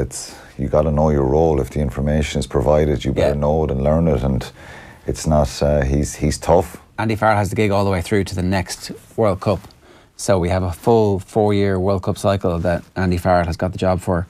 I'll finish off the statement here. So Andy Farrell commented, "It's a privilege to be considered for such a prestigious role. I've learned a lot from Joe over the past few seasons, and I will continue to learn from him over the next year as the coaching group and players focus on competing in 2 huge tournaments in 2019. Schmidt commented, "The coaches have been fantastic to work with. Andy's made a big impact since coming into the group. His ability to lead and his understanding of the game will ensure that the group will continue to move forward." Obviously, Andy joined the Ireland coaching group in 2016 ahead of the summer tour of South Africa. It says he's a key figure here. Before joining the setup, he was with England from 2012 to 2015 and Saracens, and then obviously coached on the 2 most recent Lions tours, which produced a series win in Australia and a drawn series in New Zealand. We're delighted to have secured Andy as incoming head coach, says Philip Brown. As part of Joe's management team, Andy has already helped to deliver huge performances. I know he'll continue to inspire our players for years to come. World-class coaching credentials, and please have a roadmap for an orderly transition post-Rugby World Cup to the 2019 Six Nations. The appointment provides certainty and continuity beyond Rugby World Cup 2019, says David Yusufor, with Andy leading the coaching group through the next World Cup cycle to the 2023 tournament in France. So wow, they've locked up a 5-year future. It's a succession of successions in Irish sport this weekend. You know, it's great, but what if we don't get out of our group at the World Cup? Aside from that, I think having this smooth transition is important. And I think even if we didn't get out of the group, I think he's the best candidate because he knows... If we don't get out of the group, is Stuart Lancaster not the best candidate? Or, you know, you have to war game for all potential. Like, I'm sure we're going to get out of the group, right? But let's just say for a moment, things happen, events, whatever. Yeah, you probably make a relevant point there. Give yourself a little bit of wiggle room. He's a candidate anyway, yeah. And I think lots of coaches throughout the world would be a candidate. But I think it's what's been built now on, particularly with the players, the relationship with Andy Farrell. They love Andy Farrell. Yeah. Do you know what I mean? So I think, and obviously Leinster players love Stuart Lancaster as well. Would they team up together? Would they get involved together? I don't know. Will Stuart Lancaster go in as an assistant rather than, does he want to be head coach again? Would he leave the Leinster role to be an assistant with Ireland? I'm not sure. I think his next job, if he leaves Leinster, will be head coach somewhere. But I just think it gives that calmness, that continuity, and like there's so much stuff in the bank with all those victories and the run they've had. You know, South African soil, first win, you know, beating us, New Zealand twice, all that stuff. Farrell has been there for all that, Six Nations, the Grand Slam. You know, I think it's just that continuity. Now I think it's important. He needs to appoint, maybe bring in someone who's going to be very good as well and really driven as well. But I like Andy Farrell, and I think he's tough, he's abrasive, he was hard. What a hard man when he played rugby league. And the players like him, and you hear that stuff coming out, and usually it's kind of driven by player power now, that information. I think he was a brilliant coup for Joe Schmidt. And like, to be fair to Schmidt, he doesn't suffer fools. Like, for him to go and get Andy Farrell, he saw and for it to work, really important. Yeah, for it to work, and you know. So I think, look, just having that continuity, it takes away some uncertainty. So if the other side of that, Ger, is if you go, right, Joe's leaving, and we'll decide on the coach next year. What do you do? Announce someone after the World Cup, or wait, and then there's kind of a bit of panic, and it means that if there's somebody who's on the fringes of the World Cup squad that Andy Farrell thinks is going to be a mainstay over the next 4 years, Joe Schmidt's not the only one making that decision in the room, going, well, like, I don't care about that. Like, you know, it's irrelevant really, but there's a mindset at least that, like, the be all and end all isn't just how we get on in the now, that you can plan for the future while also trying to win. Yeah, for sure. It gives that comfort and that calmness around the whole situation. Does it? Are you comfortable? Or like, because I think Franos today is making the point in The Independent that whatever we say about this, it's all BS. There can be no, we're never going to reach this standard again. This is a golden age. Okay, but I think what has happened now is they will take an awful lot of learnings from Joe's type of management. Andy will be a bit different. He won't be exactly the same, but I think the principles of the preparation, the detail, the information, the standard will continue, because he's a high achiever himself, Farrell, and he'll have different relationships with different guys, as all head coaches do. And but you can't ever replace Joe Schmidt, but we just gotta, I think this is the best case scenario. And I think Farrell can go and create his own legacy now and take control of the team himself. And I'm very excited about it. I think it's the right thing to do. I think Andy Farrell just has this presence about him when you meet him. Yeah. He's a big man. But aside from that, you just immediately feel passion, intensity, good bloke, old school as well. I like that about him. And, you know, like I said, that detailed stuff, he'll have his own information that he brought from his own playing career, coaching career, but, you know, there's kind of a standard there now that they've got to adhere to. And there's no guarantee this team is going to keep winning and have all this success, because they're going to have a lull at times. They're going to probably lose games. There's going to be tough times for him, but... He's only 43. Yeah. It's quite a, you know, by modern standards, it's quite a young age for international coaching. Yeah, it is, but I think he's... Again, the players will have wanted this. Joe, the RFU, they will have spoken to senior players, who's the best man for the job, and I think he is ultimately the best man for the job at the moment. Okay. I find that quite surprising that the players would have that much input. They'd be asked. I was asked when I played with Munster over the years, particularly towards the end of my career when I was classed as more of a senior player and more of a mainstay in the team. You get information. You don't get asked you're not involved in the direct decision, but you're asked and your opinion on the type. Rugby is kind of like that. Well, you know, sometimes when you're out in the field and you get that kind of buzz off a coach and he's giving you this information, the way he's doing it or the type of way he inspires you or the players around you. Like, players talk about that stuff. So to get that information from the senior players, so I don't think there's anything wrong with that. Obviously, if they say no way to a certain person at some stage, you've got to take that on board, because if the powers that be put this person in place, well, then you're going to alienate half the team who are going to be there for the next number of years. So I think it is important that what's he like, what's the coaching like, what's your take on it, here's a number of candidates. And senior players, I think it's important that they have a little bit of an input into it. To make sure you're going in the right direction. Like, if something jumps up really, obviously not everybody, in all sport, not every player likes the coach. Of course, yeah. Not every Irish player will love Joe Schmidt, because, you know, Joe probably is hard and he's tough, and some guys maybe mightn't like the style, but he's about results and he's about providing that information. And any team I've ever been involved in, no player everybody doesn't love the coach. It just doesn't happen.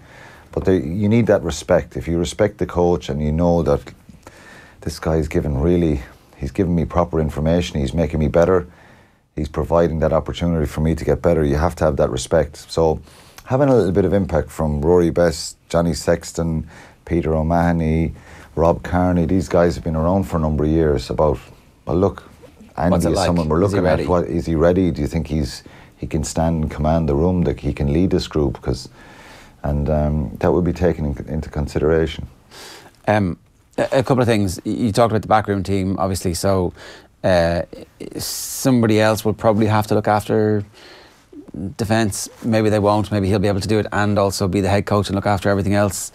So Greg Feek will have to go. So there will be some change. There'll be a bit of change, yeah. There will be a bit of change. And I think those appointments are really important. Does he have a say over that? Of course he does, yeah. Like, is it his final call, or does David Newsafora go, well, this is how this is going to work here, lads? Would you think it wouldn't be Joe Schmidt's final call when he was there? I think it has to be Andy Farrell's final call. He's the one who's tasked with the job. Obviously, David Newsafora will have a big impact as well on who they chat and who they feel is right for the role. Whether they're Irish or not. I think the best people will be put in there. I'd like to see Irish people in there if we could. But it's really important that, you know, we don't know, is he going to do defence or is he going to oversee everything? Is there an outstanding defensive coach to replace him just like that? It's a good question. Look, I'm not sure. O'Gara has done defence for Racing. He's doing defence for Crusaders. Again, does he want to come in and be an assistant? Does he want to get a head coach job? I think he'd be a great fit for the job. Very, very driven. Like, I love the Andy Farrell attitude of that hardness about him, kind of inspiring way. Roger's like that, Sexton is like that, O'Connell is like that. You know, when they can command a room and inspire people. Because sometimes it is a little bit old school rugby where you just got to front up and have the attitude right. So I'm not sure, Johnny, who'd be the candidates in Ireland, but it's his decision, and I think, you know, good people will be put in there, and that sometimes is good coaching. Yeah. Being a head coach is making sure your team underneath are meeting your requirements and the team's requirements, and that's a really important part of it. I'm surprised that Schmidt has so definitively said he's going to finish coaching after, you know, maybe it's for a couple of years. You hope that he's not finished entirely, that actually there are jobs in the future that he'll come back to whenever he deals with whatever it is that he has to deal with. Does it change anything around the preparation for Ireland for the next 10, 11 months? I think everybody knew that. We're all going to be asking questions and asking that question. Does it affect the you know, does it change the psyche of the players? Does it change his mentality? Is he going to be more relaxed? Is it what's it going to mean? Like, he's so driven, I don't think it's going to change anything for him. The fact that Andy Farrell, and you made a very good point on that he's going to be there hovering in the background if he sees anyone maybe slacking in the white extended group, that's saying, well, Joe doesn't pick me, he's gone now, and I'll get back in, or, you know what I mean, it's great news, Joe doesn't like me, but the next coach will make sure he likes me. But I think, you know, he'll keep people on their toes, and that whole situation will keep players on their toes. It's different. It's something that's going to be hard to avoid, that conversation the next year. And, you know, ultimately, that pressure and expectation is going to crank up to the World Cup. But let's see what happens in the Six Nations first, Ger. If they lose a couple of games there, we'll be all negative again, and the naysayers will jump out of the woodwork. I think we can ignore a couple of bad results in the Six Nations. Look, I think the Six Nations is going to be brilliant. Wales won all 4 games in that's going to be incredibly November tough. For the first time ever. I don't know what the story is of France. England appear to be back. Certainly Eddie Jones is claiming they're back. So Six Nations is going to be a brilliant Ireland straight as quickly as possible. He's been quoted after the weekend that he wants to. Fiji's win over France, just incredible. And it's good for rugby, because sometimes, you know, we don't see Tier 2 nations regularly getting wins against the Tier 1. In fact, it's very difficult to see any of them. Because all their best players get stolen by the Tier 1 nations. Yeah, we see it sometimes in the summer when Scotland were missing a good few internationals. USA beat them. Now, that's not taken away from Scotland's result, or from USA's result against Scotland. But we don't see it often enough.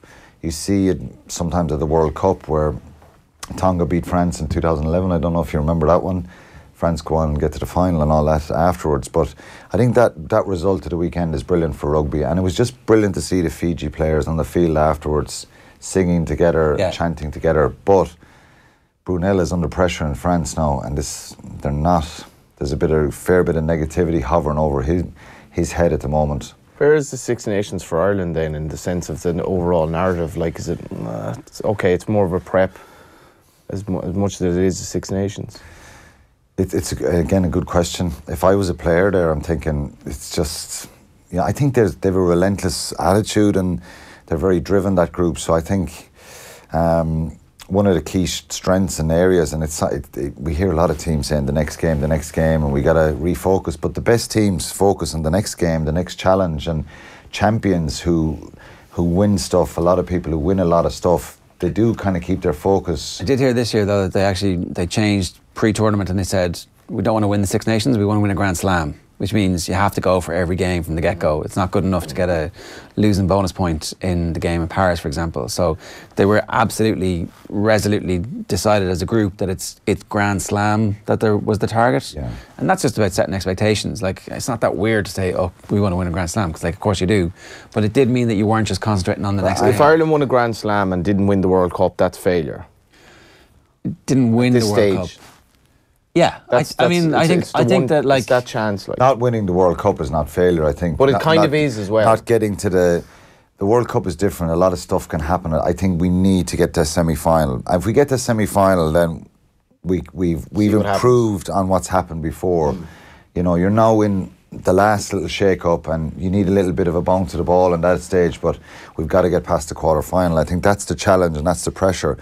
And that's the reality of it. They've got to deal with this next year. If they don't get past the quarter-final, they'll be seen as, all that stuff is... It's all even nonsense. though I don't believe it's all a waste of time, because we set so much new ground with this current group, that's the way it'll be viewed and perceived and by people. Yeah. Now, new base camp is being established. It's whether or not they can actually make the assault on the peak. Yeah, for sure. It's nice analogies at 9:30 on a Monday morning. Schmidt deserves his own plaque on the walls inside the Aviva Stadium, says Kieran. Shane says, best of luck, Joe. You owe us nothing. You've been nothing but 1,000%. You will forever be in our hearts for giving us the most exciting last 6 years. Best wishes to you and your family, says Shane. On Good Twitter. racing man as well. Shouldn't be underestimated. We enjoyed a good night with him there before Leopardstown. He loved his racing in New Zealand, which surprised me, and the depth of his knowledge as well. He's not all about rugby. But I guarantee you, if he knew he was going to meet all the people, and he's into rugby, I was probably studying that day, make sure I know everything about all the horses and all this. I was talking to Leopardstown CEO Pat Keogh afterwards, and he was just talking about the detail that Joe Schmidt goes into in terms of just everything, like, for example, so if there's a referee in town, bring him to Leopardstown and look after him, and just like every 0.0001%, like, he does everything, and he's just like no stone. Say that was off the record. It was a small thing. It might not even have been a referee, but he's like, Joe Schmidt, there is nothing uncovered.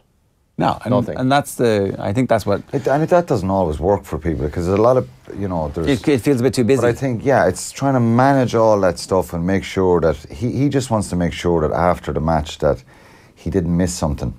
That he didn't miss the way a referee was doing something, or he didn't miss the preparation, underestimate the travel time, or... Well, because it happened. It happened a few times in Scotland. So, I think some things are out of your control, but I think Joe is constantly thinking about all this stuff and making sure everybody else who's delegated certain jobs, that everything goes to making the performance and the job easier for the players when they go out in the field. And that gives a lot of comfort to the players, that they know that every avenue is covered.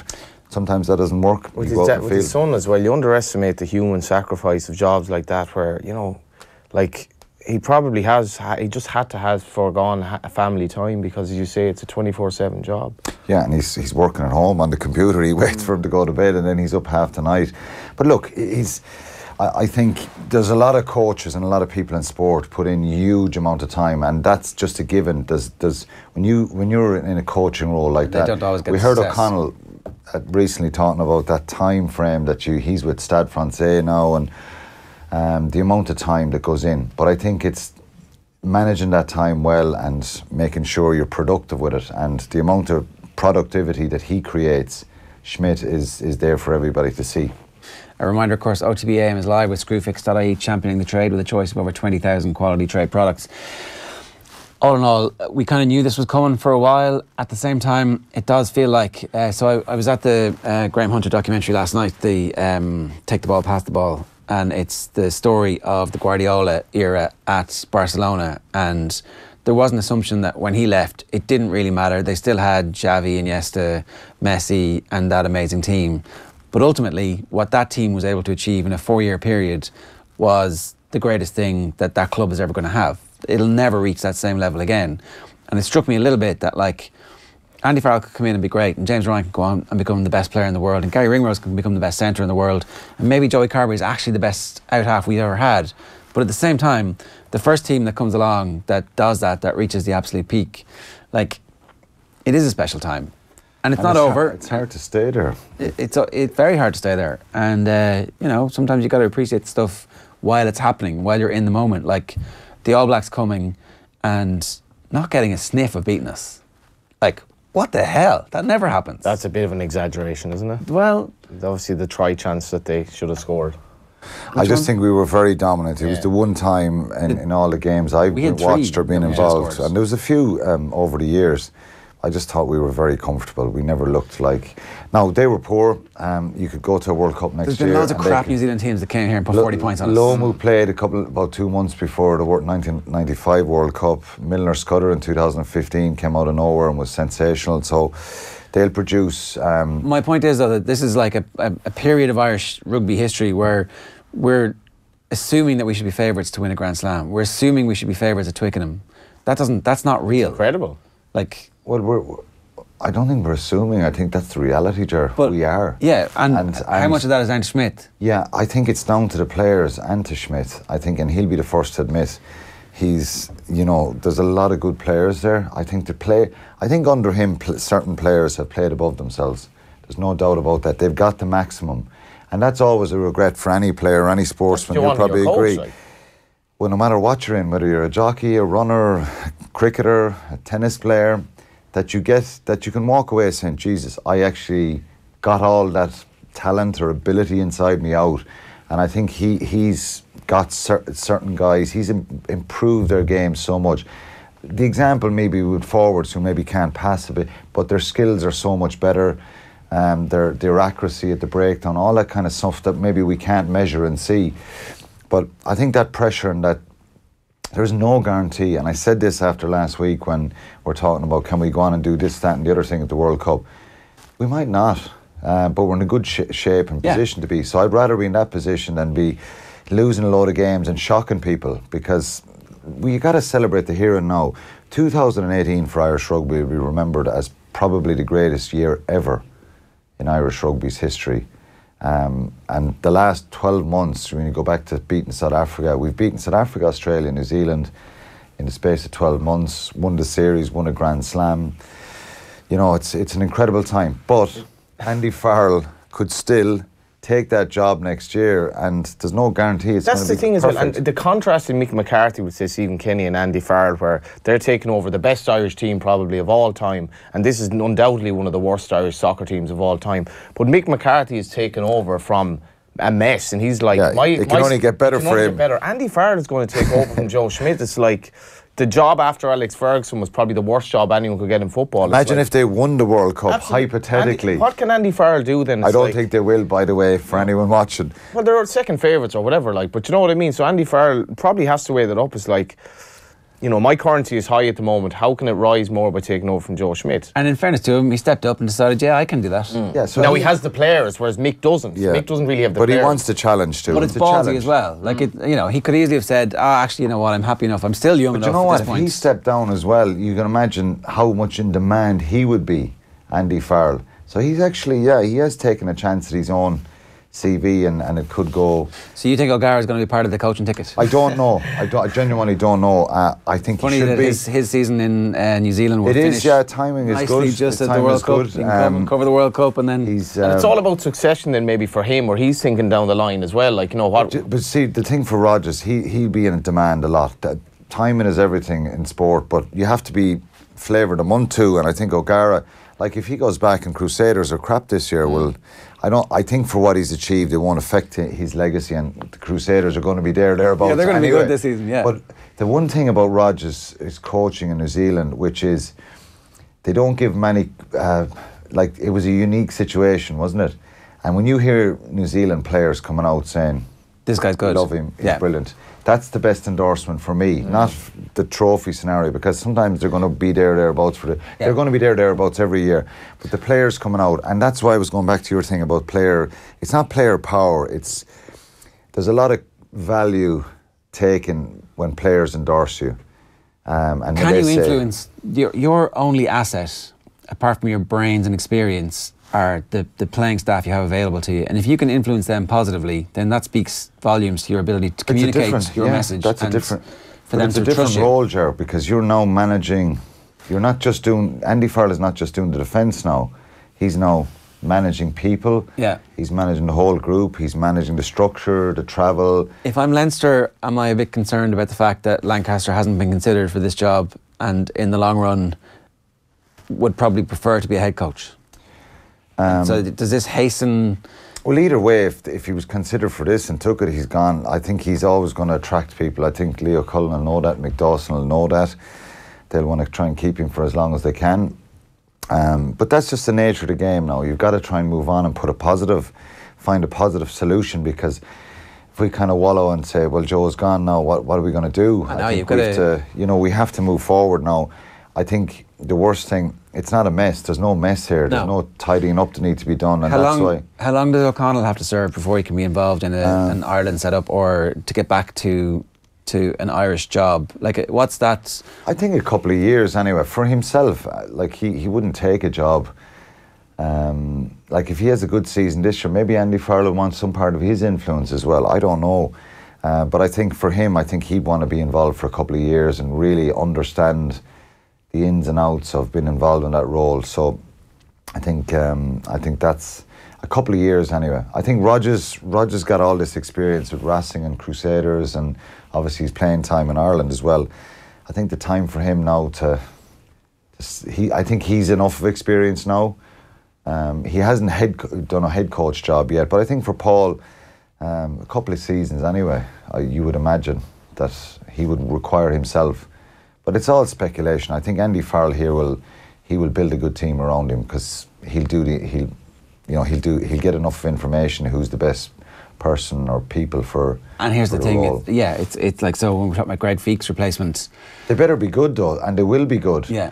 That's the kind of attitude he won't, like, there'll be very good coaches who go in there whether they're Irish or not, and I think that's the standard now is very, very high, and there's a bit of pressure on everybody to keep that standard. So in the coaching as well, players will demand it. I guarantee you, they'll want that detail going forward as well. Yeah. All right, Alan, good stuff. Johnny, thanks very much for being with us today. Thanks, sure. We're going to play out with some Kellie Harrington. So big day for obviously an amazing achievement for her. People were pointing out on Twitter, a couple of different people were pointing out that herself and Wes Houlihan, both from Portland Row in inner city Dublin, and it's important, I think, sometimes that everybody in the country has role models to look up to. So amazing achievement from Kellie Harrington. Here she is speaking with Maura Trasny-Kelly, having won gold in the lightweight division at the AIBA Women's World Boxing Championships over the weekend. Just one point before we play this. Massive debate about whether or not there's going to be any boxing at the Olympics in Japan. And for somebody like Kellie Harrington, if there isn't boxing because of the bullshit shenanigans going on in global boxing, that would be a disaster. So that's a story that we all kind of need to make sure that the Irish Boxing Authority are doing absolutely everything they can, and everybody at IOC level, to try and make sure that boxing is part of the Olympic Games, and that they manage to sort their crap out. So anyway, on a much happier note, here's Maura Trasny speaking with Kellie Harrington. See you tomorrow. Right.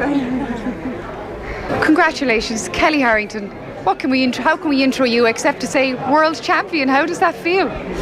It feels a bit surreal, but I'm getting there slowly. I think like next week it'll really kick in when when all of this is calmed down, because I haven't actually had a sleep since the weigh-in yesterday, so I'm still like going, so I'm a bit tired, so I'm all over the shop, but yeah, it will kick in eventually. It must be a great feeling though, because we all know, all elite athletes, you have to work hard, but your road to the top, it hasn't been easy. No, it's never been easy, but like, I mean, if it was easy then everybody would be doing it, so that's the fun part, you know. When you look back on your career though, can you think of what was the point that perhaps led you to this point here today? What was the day, the moment that you said, I am going to be world champion? I don't know, I've always had a mentality of like, I'm kind of a strong-minded person, like, so once I set my mind on anything, then I can achieve it, you know. So once I start believing that I was going to be a world champion, I knew I could, like. And you took the hard path there as well. You dropped a weight. I mean, I know that's hard for everyone. It's harder for women than for men. Can you tell us a little bit more about that? It hasn't actually been that hard. I'm very disciplined in what I do, so my diet is great. We have a fantastic nutritionist, Sharon, out in the Institute of Sport, so everything falls into place. The only thing that I struggle with is having to cut the chocolate out, like, you know, but I still eat all my meals. I still eat 4 or 5 times a day, even the day before I weigh in, so it's not like I'm starving myself or anything, you know. It's just me guilty little pleasures that I can't have, and when I can't have them I feel like my world has ended, but I'll be having enough of them now for the month of December. So I was just going to say, anyone listening to this, the next question they're going to want me to ask is, what chocolate does Kellie Harrington crave when you really want to have some? What are you going to be treating yourself to? Any chocolate will do the job for me. I'm not fussy. I'll eat anything, yeah. All jokes aside, obviously you will go and you will enjoy yourself over the next few days and weeks and let this soak in. You're a world champion, you should let it soak in. But I mean, there's a little matter of Olympic qualification coming up next. Yeah, the Olympic qualifiers will be next year, but we'll take it one step at a time. It's one round at a time, 1 minute at a time. You know, I'm just going to enjoy today, and we'll cross that bridge when we come to it. We have the nationals next year, so we'll get through them first, and we'll go from there. You say taking it one round at a time. That fight you were in, I mean, it really was one round at a time. The decisions, people were watching that, you know, their hands on their faces, not sure which way it would go. What were you thinking during that fight? Well, I knew the first round was close, and I knew it. Like, I come back to the corner and I was like, right, I have to change something now when I go out here. Never lost focus, stayed calm, controlled. I knew second round I have to go out here, throw that jab as much as I can. So I just went out, start throwing the jab, start landing with the jab as well, start doing what I do, and I just started taking it back into Kellie Harrington mode. So yeah, started to cruise it then.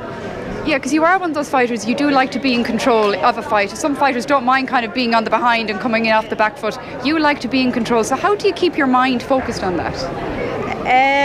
Just staying focused all the time, just from the start when I go in, like just staying in control of the fight, you know, from the minute I walk out to the minute I'm finished. It's only 9 minutes you're in there for. Like, I mean, what is 9 minutes? Like, when you train all year for it, what's 9 minutes? Finally, I won't keep you. There's a lot of people here who want to talk to you, and obviously proud parents, family members. What does it feel to come through these arrival doors with those cheers with the gold medal around your neck? Amazing. Like, it's amazing because I've got so much off my community, you know, like over the years I've got so much support from my community. To be able to walk through these doors here today and come through as a world champion, like, it's just amazing. It's giving back something. It's lifting the community, lifting the spirits, you know, and I'm always saying it, we are a great community. We're always there for each other. Good times, bad times, we're there. It's really emotional for you, actually, I can tell. Yeah, I love my community. I'm very proud. I'm Dublin 1. I'm proud always. Doesn't matter where I am, I'll always be Dublin 1. You can take me out of Dublin 1, but you can't take Dublin 1 out of me.